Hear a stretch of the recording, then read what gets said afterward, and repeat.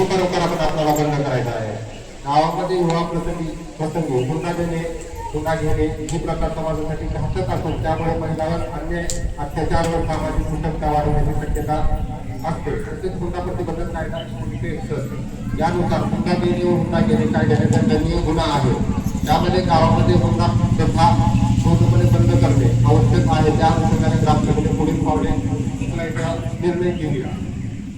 ग्रामसभेत अगदी विवाह प्रसंगी हुंडा देणे किंवा हुंडा घेणे पूर्णपणे बंद राहील.